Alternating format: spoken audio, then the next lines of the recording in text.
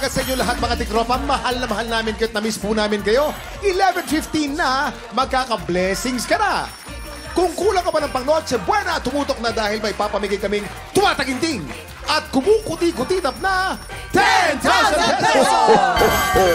Kaya maki-happy time na dito sa TikTok Live! Napakadali lang pong sumali dito. Bilangin lang kung ilang beses lalabas sa inyong screen ang 11:15 na logo and then mag-register at ipadala ang inyong sagot sa aming official promo page. Everyday aba, mamimili kami ng isang maswerteng tiktropa na mananalo ng tumataginting at kumukuti-kutitap na 10,000 pesos! Oo nga, ito pa! Ito pa ang isang kumukuti-kutitap sa kagandahan. Sparkle Beauty, Isabel Ortega!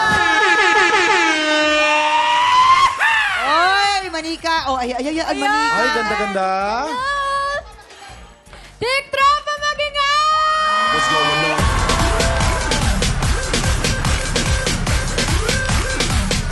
Ang ganda!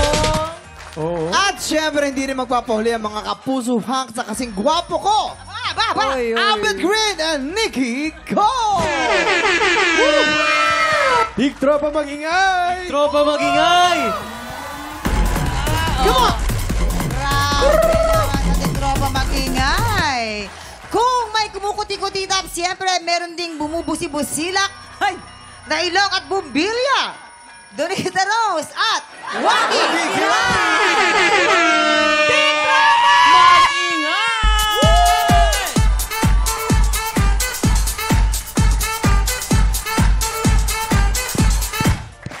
Ito curious lang ako kung ano yung magiging comment ni Isabel sa ating issue of the day. Kaya unahin na natin i-bless ang mga Marites. Heto na!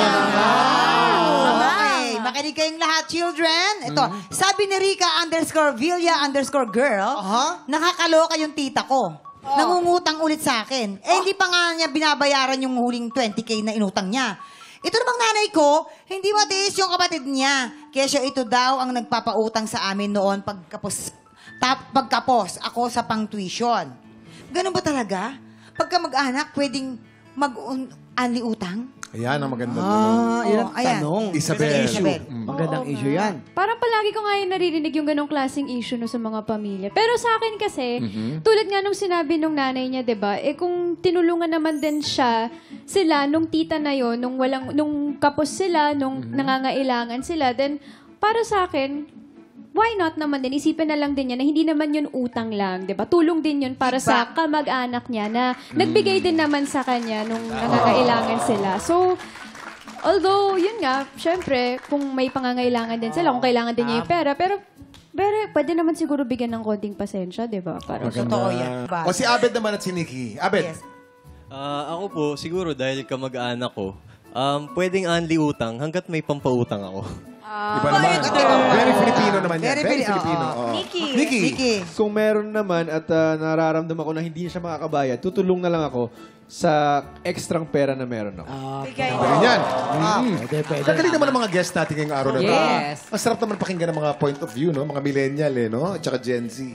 Ang tanong natin sa mga tiktropa, only ka rin ba magpautang sa mga kamag-anak mo? Go na, maki-comment na. And up next, si Isabel na ang sasalang sa ating balitaan na may masayang hulaan. Ulo ng mga balita sa pagbabalik ng TikTok!